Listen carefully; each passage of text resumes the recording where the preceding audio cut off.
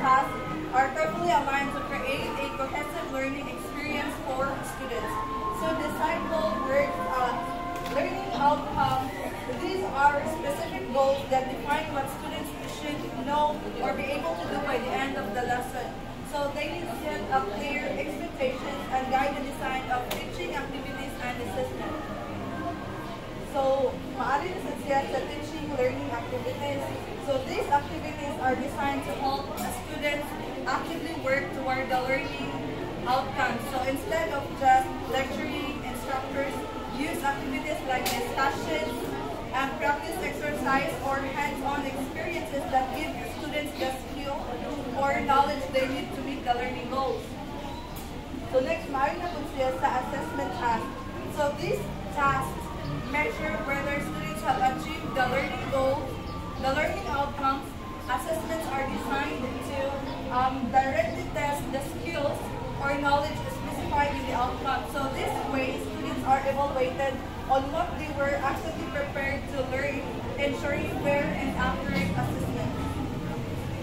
So in this cycle, each component supports the others. So a learning outcome guide what and how students are told, and the teaching activities ensure students engage with content relevant of the outcomes to the outcomes. And this assessment task confirm whether students have reached those outcomes. And here's an explanation for each suggested improvement, demonstrating how they align the assessment task more closely with the learning outcomes. Learning outcome, dance tango. Assessment task, trace the history of tango. So,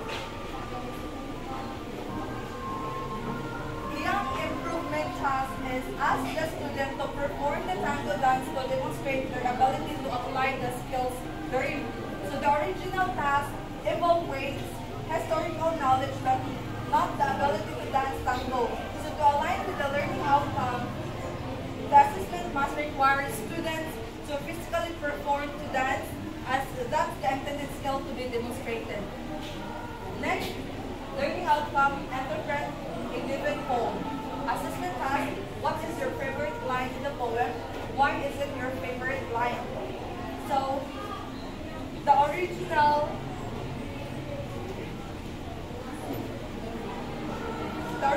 task focuses on personal preference rather than critical analysis, so which does not fulfill the outcome of interpreting a poem. So the improved task requires the students to analyze the literary aspect of the poem, so directly assisting their ability to interpret its meaning and theme.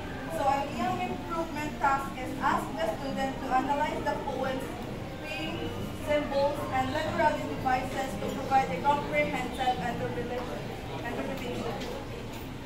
Next, learning outcome, present a report with PowerPoint. Assessment task, demonstrate how to do a PowerPoint presentation. So the original task assesses only technical skills in PowerPoint, so not the ability to present a report.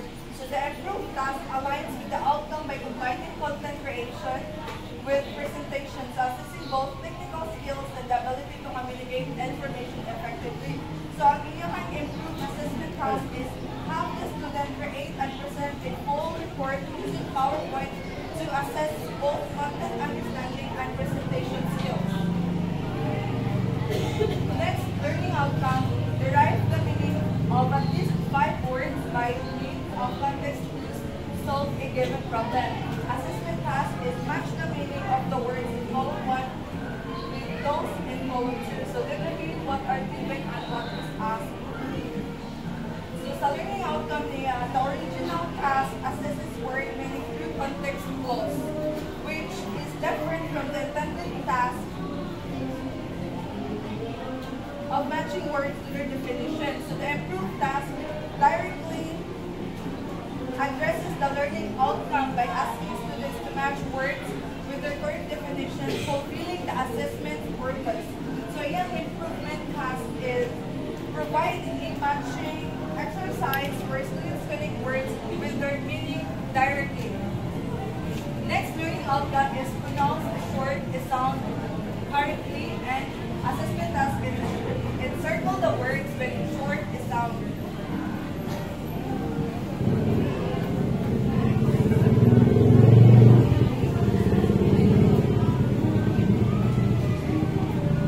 So the original task only evaluates recognition of the short A sound and written word, so not pronunciation. The improved task directly assesses the learning outcome by having students pronounce words, ensuring that their pronunciation is evaluated. So ang iyang improvement assessment task is have the students pronounce a list of words containing the short A sound to assist their pronunciation. And last learning outcome is trace the historical development of the Philippines basic education curriculum and assessment task. Trace the historical development of the Philippines basic education curriculum with the use of an appropriate graphic organizer.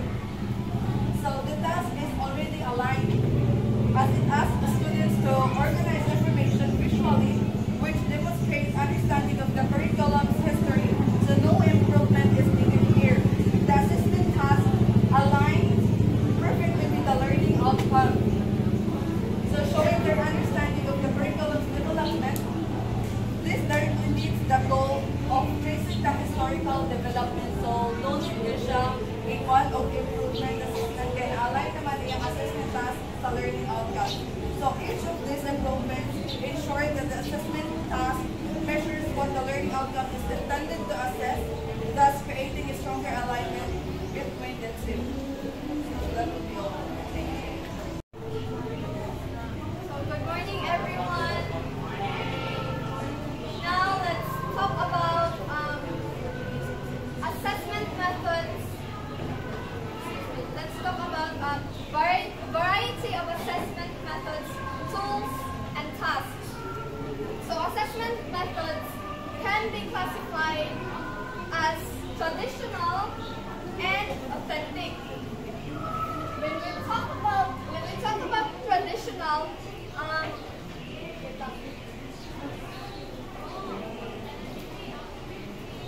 so when we talk about traditional assessment, this refers to assessments that are typically using paper and pencil tests.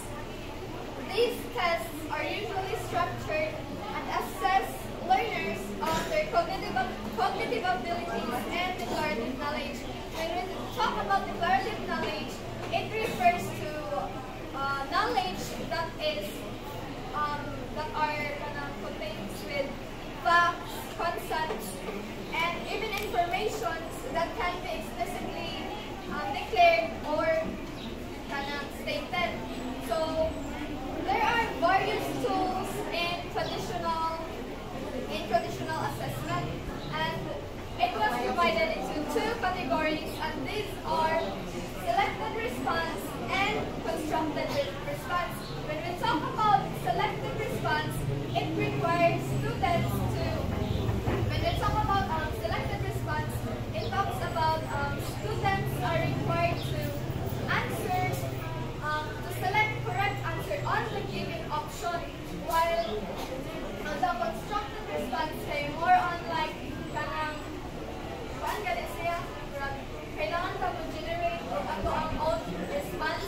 So first, focus sa selected response. Then again, selected response kay ang students kay required to choose the correct answer sa given option. And here are the examples. Alternate response. What do you mean by alternate exams? Response day. When we talk about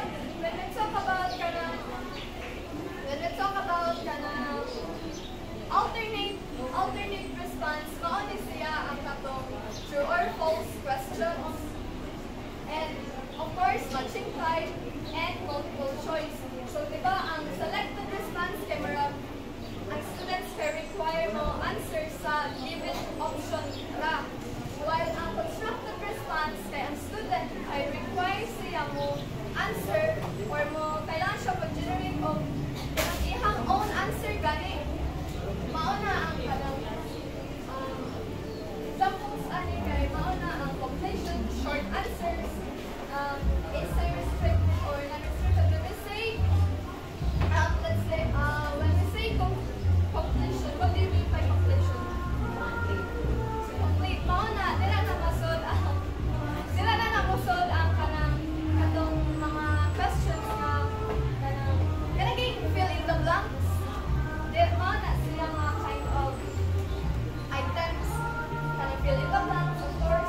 descriptive answers, mga kind of brief written answers. Then when we talk about essay restricted or non-restricted, first, essay restricted, murag naa kay specific guidelines gani nga i-meet natay specific guidelines nga i-meet, like let's say kanang pwede sa nana katong parang Sir Cubs katong ano siya nga pahingon ta og essay 300 words, so kailangan listen siya kanang own idea siya kanang own generated answers siya, dapat gihapon ta mumit sa 300 words kaya mao na gitawag og essay restricted. When we talk about non-restricted, when we talk about kanang non-restricted, mao na siya ang atong kanang broad kayo ba murag natay naa siya kanang mga daghan kay siya mga possible correct answers, wala ni siya kuan, mao na siya ang kanang dinha na mosod ang kanang bisan unsa na natukan as long as unsa atong ideas right na to. Then problem solving, so again mao na siya ang sa traditional assessment. Now let's talk about the authentic assessment.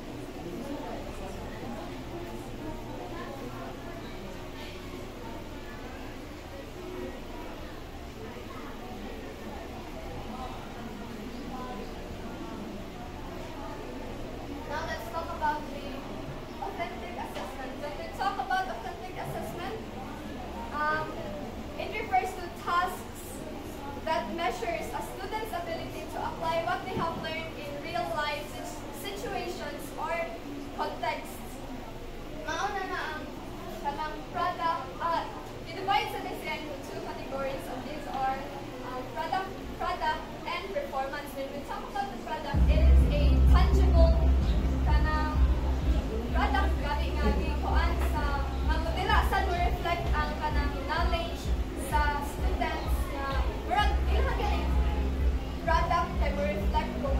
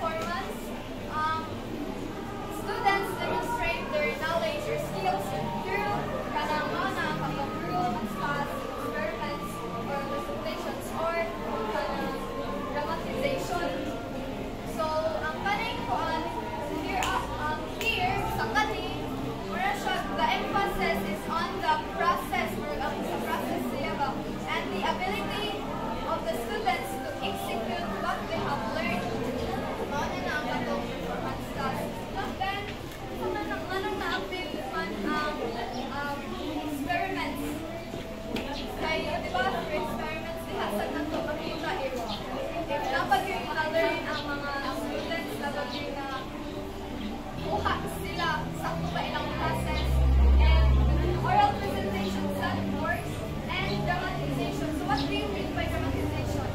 Dikha na mo call what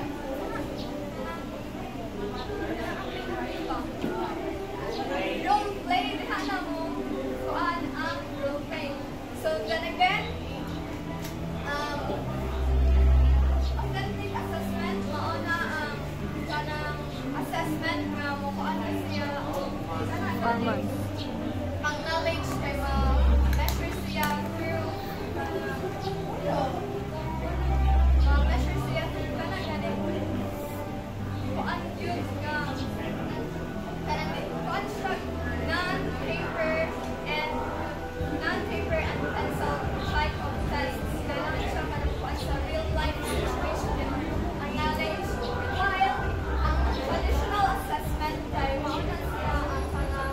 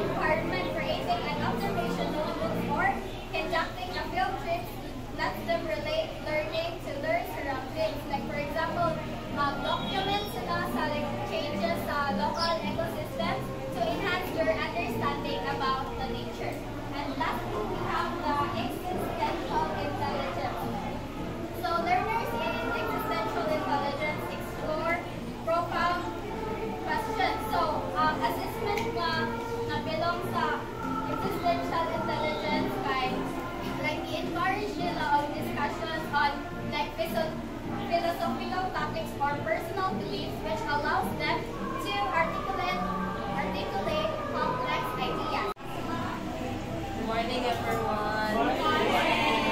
Madungog ako. Pagod, giday. Okay, so, and for the last part sa ang presentation, okay, we'll be discussing about assessment of learning outcomes in K-12 programs. So, hindi naman si Lord ako i-explain ng K-12, no? So, in K-12 programs, we have under DepEd Order number 8, series of 2015, we have 4 assessment practices na ina-apply sa K-12. So, first one, we have teachers should employ methods that are consistent with standards. So, everyone, ang mga teachers sa K-12 should assess students based on the standards that was given by DepEd. So, nala sa standards. Dili pwede nga ang teachers kay masigig assess, but the assessment itself is not related to what she was discussing or the topic itself. Dili pwede nga ang assessment kay nakafocus sa content. Sounds familiar, right? Dili pwede nga ang content kay focus sa ang assessment. We need to allow them to have a deeper understanding of your topic. So, any confusions sa first assessment practice? Okay, so, for the second one, we have teachers must employ both formative and summative assessment. So, I think, kapilan na mas siguro na ito nag-discuss no, ang formative o summative from grade 3. So, I think it's preferable for me to ask one of you kung ano niya dumduman sa formative o summative. So, we have Princess. So, what do you remember about formative and summative assessment? Yeah, so when we say formative assessment, so it talks about giving your students an assessment during your discussion. But summative assessment, so it talks about giving your students a test such as like midterm exam. So this assessment will be given at the end of the year or like semester, I think. Okay, so thank you so much, Princess. So, to further explain, ganong importante nga na ay formative and summative assessment. Ganong din pwede nga formative lang, ganong din pwede nga summative lang. So, for formative, to reiterate what Princess said, nga during sa discussion ang formative assessment, so, anong need man nato i-assess ang students para discuss pa man ta? This is to identify if effective ang inyong gamit ng teaching strategy. Kaya, if pasiligod tudlo diha, that during the process, kaya wala nasabta ng students, then, kanang moral, wala ay punos ang inyong pag-discuss. If kanang wala ay gapon kasabot ang students. So, importante gyapon siya to ensure lang students ni mo nakasabot sa inyong discuss. And for summative assessment, actually summative assessment is not something we can misjudge. Dapat na adyo ng summative. Because summative assessment is part of the grading system. Kung kabantay mo, ang ato ang grading system, nakaseparate ang midterm and final exam, na adyo siya own percentage. Usually, mas okay na ang pinakadako ng percentage sa grading system. So for the third one, grades are a function of written work, performance tasks, and quarterly tests. So, dili pwede na inyong grades kay na makuha ara sa isa ka component. So, what do we mean by that?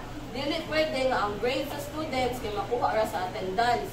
Dapat na yun kay performance tasks, na kay test, and na kay activities. Dili pwede nga, ay, okay rani, perfect attendance, okay, 100 ang grado. No, dapat na kay activities na waanin mo sa uban part sa grado sa student.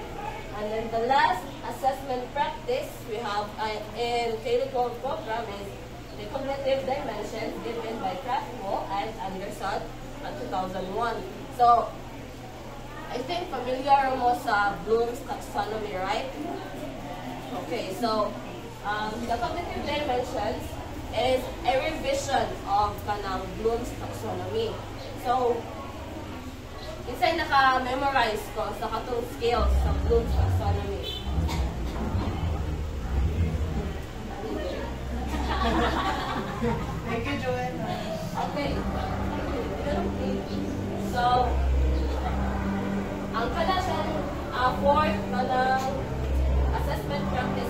based ani. So diri mo makuha og idea sa imong pag-assess ng students. For example, sa remembering, kung kadugtong mo sa ato picture, natay question dito nga asa under ang summarizing mga kanang activity sa competency sa Bloom's taxonomy. So I think I personally decided to ato because I answered evaluating or analyzing, but in fact, it's remembering. So, example activities for this one is sa remembering, kay inyong kanang summarize ang learnings sa bata sa aming mga i-discuss. And then for understanding, you make them pwede rin siya ikanang for understanding, kaya pwede nyo sila pangayuan at ilahang pwede nyo sila pangayuan sa ilahang what do you call this one? Ilahang pagsabot. So, pwede siya in an essay form, ilang reflections. So, wala are questions about assessment practices for K-12 programs. So, that's everything, everyone. Thank you so much. Okay, so hi everyone, good morning. So today we'll be discussing about assessing student learning outcomes. So first one is student learning outcomes, or what we call SLO. So SLO refers to the specific objectives that as educators or future educators aim what the students need to achieve. It could be like from critical thinking skills or like character development or communication skills. So mao ni siya ang mga objectives nga gi-aim nato nga makuha sa estudyante at the end sa atong program or course or lesson nga gitulo nato sa ilaha. So nani siya daghang types and it will be discussed by the next reporter, which is Wendy. So good morning everyone. So now let's proceed to the proper discussion.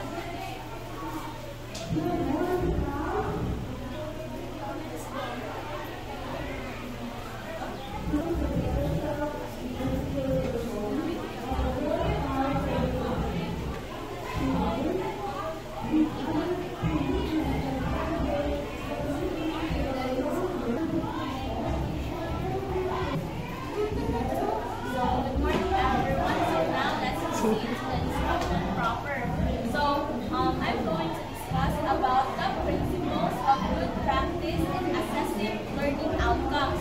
So first is start with vision, mission, and values. So every institution, every schools is naano na sila vision, mission, and values. So kasi naka-remember basta sa inyo vision and mission. Pero naka-recite na ato, di ba? So ito, kay ikuan ito na students must be equipped with global competencies and future-proof ready. So through ani mga vision, mga mission sa usa ka institution is mauni ang aim or goal sa mga teachers para sa mga students na ma-acquire nila, especially after sa ilang program na pursue. Then the second one is align program objectives with institutional goals.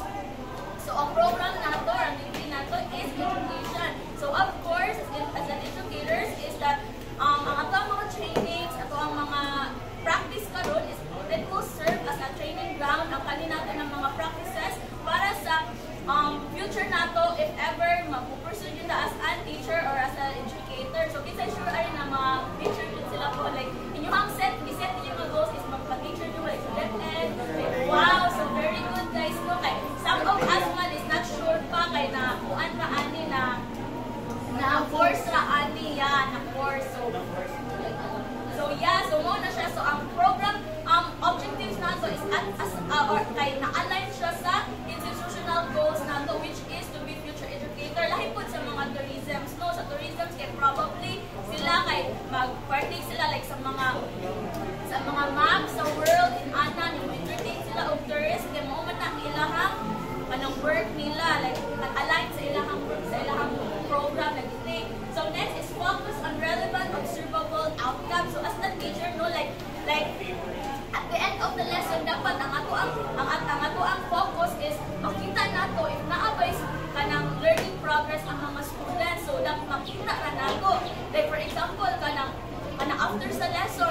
mo nang ang teachers mag-take sila og assessment para makita if naabay na nakuan na learn ang mga students. Kay if after sa discussion dayon wala na pud assessment, so muna siya nga dili siya observable ang outcome sa imuhang lesson. So next is number 4, include supporting activities and experiences. So upon assessing the students, guys, it's not just about rote memorization. So dili lang na mag-focus sa kanang memorization. So muna mag-include og mga activities or experiences like role playing or where ma-apply nila ang ilang mga nakatunan. Like for example, nag-vlog ta, nag-filming, nag-chuchu-at-chuchu. Then number 5, make assessment continuous, not one time. So kung siya nga every discussion again, na muna na-adjust assessment like every week or every after each of this discussion is na-adjust mga quizzes, mga inana. Kaya dili na siya one time continuous din na ang assessment. Like lain sa kayo, if after ninyo discussion, kay daghan na kayo mag-discuss niya, largo na, inyo na itingog tanan. So di ba dili? So by chunks na siya, putol-putol na, kanang overall na, muna na siya ang midterm or final exam inana. And the next one is number 6, specify clear learning outcomes.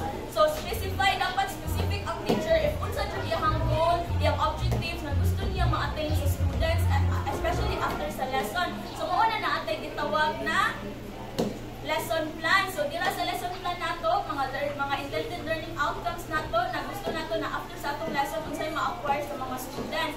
So sa mga architects, sa mga engineers, naa sila gitawag na blueprint. Unang structured plan nila para to build a building, while kita po is lesson plan para to build structured plan nato to have students na kanang to have students na maka-learn after sa ato ang lesson.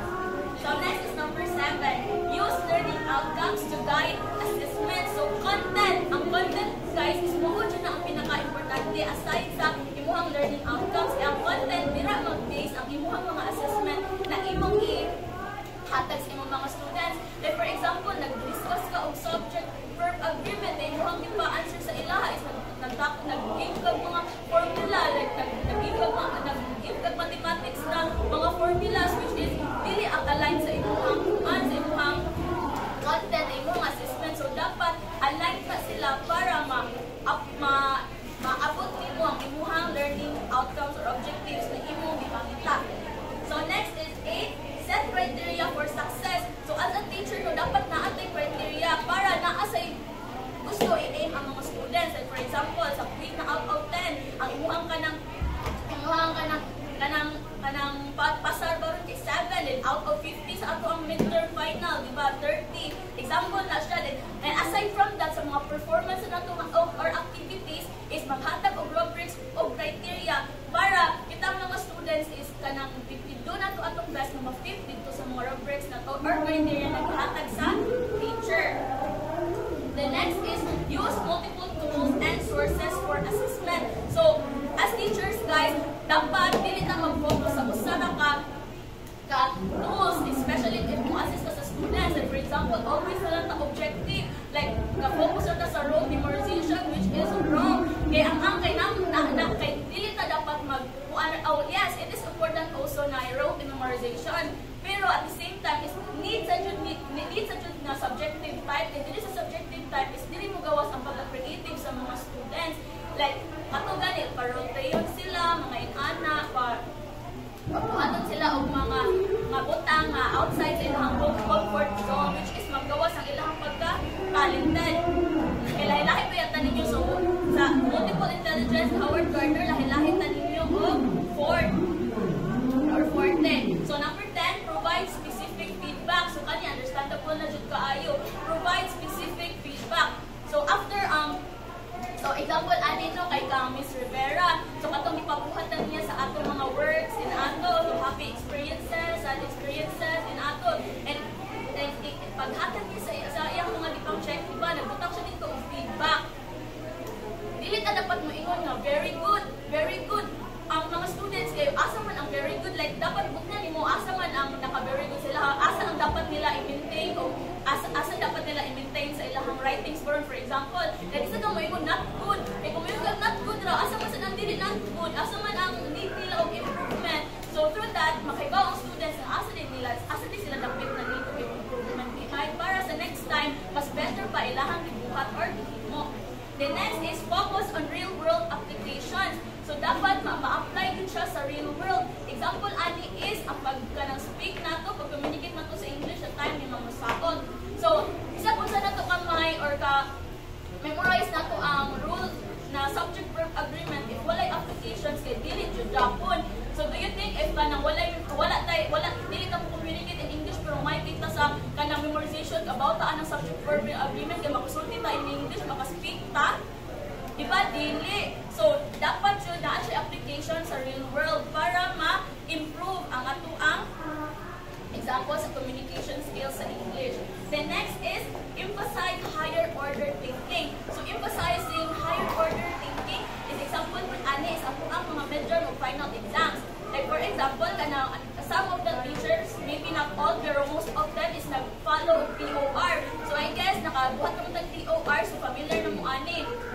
So, TOR dito, ang mga questions is ipang categorize siya as a remembering, sa understanding, sa applying, sa mga analyzing, sa evaluating. Nga ka na mga naa sa analyzing or evaluating na muna ang mga higher order thinking na grabe kaayo ka. I-internalize kini mo ang situation na gihatag sa kanang kuan, gihatag sa mga teachers, especially sa kanang ato ang kanang midterm o final exams. Wala makapangutan ta nga. Ala ato mga ipangtugod kay wala sa sapa ng kuan ang ato gitutunan kay wala kay mostly ang ilahan pangbuhat is situational na mga scenarios where na kita kay dapat na to i-analyze pa jud if unsa gyud ang answer ato. Like dili siya sa remembering skills na nag-focus. The next is the last one, provide opportunities for self-assessment. So dili na dapat ang mga teachers mag-self-assess sa mga students. Hasta ang mga students mag-self-assess sila sa ilang own self. An example ano is after a lesson, nagani mo sila reflection, summarization, and ana. But aside from that, ang isang kusad ani is kamampayaw pag first year nato, where kato magpabuhat siya og mga activities at the same time reflections, di ba? Niya kita mo self-score sa atong own self. Niya kanang depende sa atong self, di ba? Kung sa atong nato pag-score, perfect on ba to nato? Ato ba tong kanang kuanon? Ang yan ang score, so depende na to sa ato. So mo to siya guys, I guess that ends my discussion. Thank you. So, good morning everyone. I am your next teacher for today's morning. So, let us move on to student learning outcome number 1. So, in student learning outcome number 1, this is when students gather information and then use those information as the basis of the research topic. So, this means that students will learn to collect and sort information such as things like books or websites or even in articles to help them choose and write about a certain topic. So there are certain activities or student activities that will help support these student learning outcomes. So first is practice differentiating source material and one's opinion. So this will help students in order to differentiate the factual information and also their own personal opinion. So for example of this, na student na nagbasa of about sa dinosaur. And then, hanggang sa sige niyang basa, nakaingon siya nga, ganahan kong dinosaur kay Chewy, kaayo sila. So, kung sa may naka-differentiate, ana, sa ihang ibasa o silang opinion. Of course, ang difference, ana niya, kay kanang wala siya nagbase sa factual information niyo. I mean, wala siya niingon nga, kanang dinosaur is kanang taas siya, ana. Ang iyang harang niingon, kay ganahan siya dinosaur, kay maoman ang iyang nakita sa iyang nabasa. So, maon na siya ang practice differentiating source material and one's opinion. And the next is reading articles and formulating an original paragraph in paraphrase and summary. So, dili mapunta ang sa sige ni mo basa ang article kay maka-formulate kang paragraph and then pwede mo ka magkuha og quote sa katong certain na article na imong ibasa and also maka-paraphrase mo ka atong article by your own word. Then maka-summarize kung kaato, bali overview or short overview siya sa ibuhang nabasa ka article. So, maka-help na siya sa student. And then next is writing of essay to develop the topic. So, diri, ang students kay ma-enhance the ilang ability to choose a certain topic para sa ilang essay, and also kung mag-write na ganin silang essay, kay dira na masud ang pag-explore o pag-detalye sa ilahang na suwat. So, for example, nagbasa sila o water evaporation na article. And then, sa sige nilang basa adto kay naka-decide sila nga magsuot sila essay. So, dira nga essay, kay dira na nakahog ang pag-explain kung saan pag-recycle in different ways, and also nga importante man siya sa ako ang environment. And then, next is integrating bibliographic entries in appropriate format. So, diri na ta makakollect og mga, or diri na ta makalist o mga sources na atong nabasa. For example, nagbasa ba ta sa book, nagbasa ba ta sa, kung sinasa mo na siyang website, diri na ta makakollect. So, unsaon ba ni pag-determine if bibliographic na ba na siya nga format. So, magkatang example para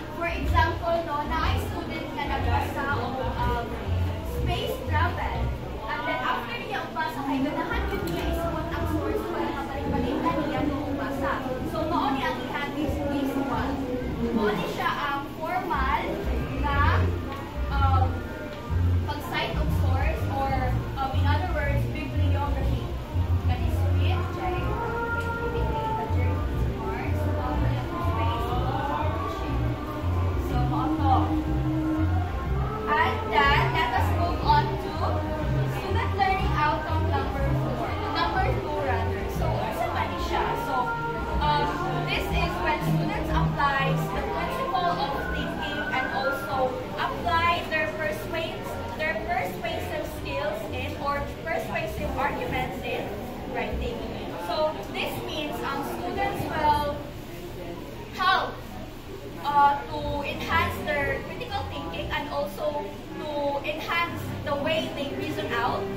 And this is also a good practice for them in order to find out how to use strong reason skills. So these are the supporting student activities that will help support that learning outcome. So number one is forming opinion about the topic. So saan pa na ito pag-form sa opinion about sa topic? Siyempre, mag-involve yun siya o thinking skills. And also, kung ano natin ay makahelp mo din siya o decide kung sa man na topic ang imuhangin. So what sa imuhang, for example, is say manaroon or sa man na siya ng mga activities or tasks. And then, example ha, deciding that they believe exercise is important. And then sa kana siya nga topic, kay dira na dali na masod ang pag-explain kung ano man importante ang pag-exercise. So, mo na siya explaining opinion about the topic. And the next is researching and writing about a variety of perspectives. So, dili, ma-help din siya or kanang importante po din siya sa students kay even though na makabasa sila o kanang mga articles ganin na mag-contradict ang mga viewpoints kay mas pinili sila ganahan ako kay makubos mapina sila o suwat in order to widen their perspective. So, for example, sa sigig search sa usa ka student about sa kanang kung sa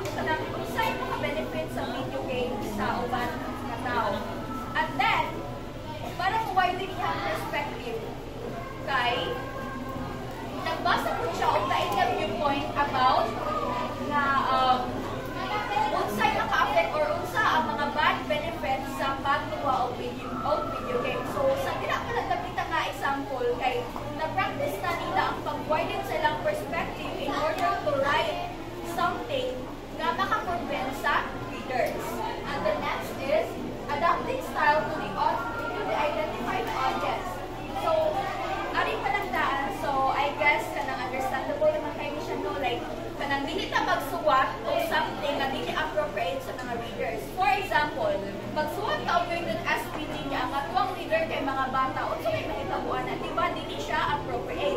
So ari diri kay ma-practice ni sa mga students kung saon pagdepende sa ilang writing style depende sa audience or sa readers na magbasa ato sa ilang libuhan. And then next is employing clear arguments in writing.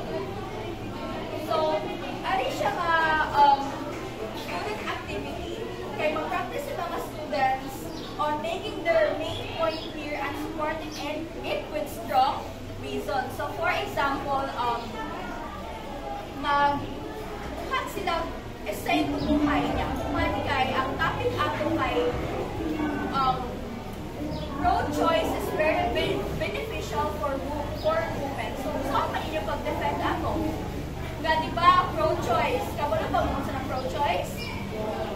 Mo-support siya ang abortion. Nga, saan pa na ninyo pag-defend sa mga essay? So, dapat yung kaana mo gamit ang mga strong ng mga reasoning. For example, mo ingon ka ato nga ka lang, women have also right to live. Women have also right to decide whether i-keep mo ito niya ang bata or dili. Ya, usa pa, pwede po ka mo na kanang pwede na siya i-abort ang bata if 1 to 2 weeks pa na siya. Kay, for your information, dili pa na siya full i-abort. Dili pa na siya complete ihapali, diba? So, dili pa na siya ma-form as a baby. So, noon na ang inahang, or noon na ang usama mabasahan na pinaka-main reason yun nila manong importante nila ang abortion. Aside sa ang pag-mind sa ilahang or pag-mind sa life sa bata sa ilahang kitalaga na ingana. I hope clear akong point. So, to ang ako ang part. Good morning, everyone. Good morning. So, for today, I will be talking about the student learning outcome number 3. So, can they read? Students write multiple ways, Complying with standard. format, and style. Okay, so this topic focuses on helping students develop the skills needed to write effective, well-structured, and multi-page essays that follow standard of academic formatting and stylistic conventions. By engaging in specific supporting activities, students will enhance their ability to analyze text, understand multiple perspectives on a single topic, and tailor their writing to different audiences. So, moving on, we have here is supporting student activities. So, 3.1, analyzing and evaluating text. So, students will develop essays. Students will practice critically analyzing and assessing the structure, arguments, and effectiveness of various texts. So, kaning 3.1, okay, with this practice, if the students are given like mga text, mga essays, or mga articles, maka-learn sila, ay, nalihon dahil siya magpuan, o dahil siya ang tamang na structure, dahil siya sakto na structure sa essay. So, an essay composed of 3 components. We have introduction, body, and conclusion. Okay, so with this, the students will comprehensively learn about the structures on how to write an essay. Next is 3.2. Writing about a variety of perspectives on a single topic. So, students will develop essays that will explore multiple viewpoints on a given topic, enhancing depth and objectivity. Next is 3.3. Adapting tone and style to address one's tone. So, students will learn to adjust their writing style and tone to effectively reach and engage their intended audience.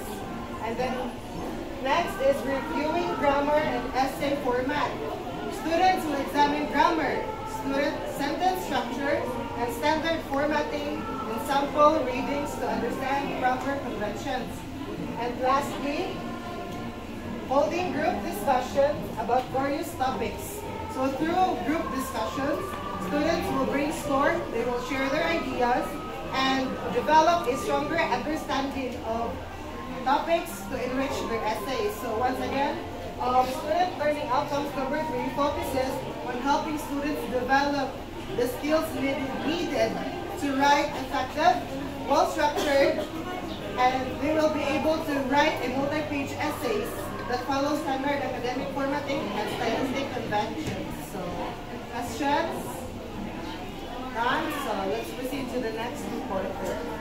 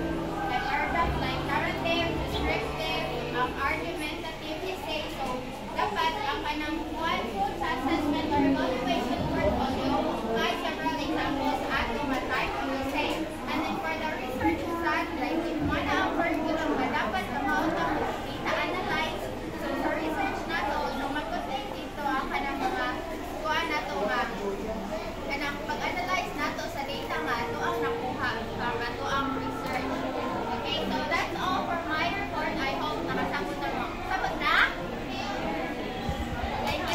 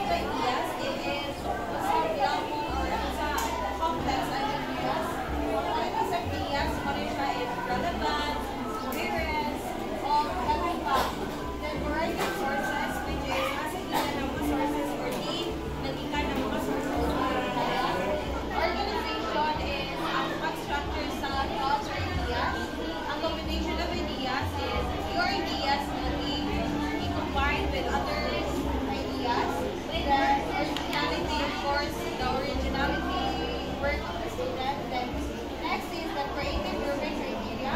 Naturally, nakatutang and task is creative, very creative, like medyo lang o imitative. And then next is the Bloom's taxonomy, which is i-discuss lang gahapon o ang letter so hindi naman pag-kuha na again ang tanig. So that's it for the scoring rubrics and the Bloom's taxonomy.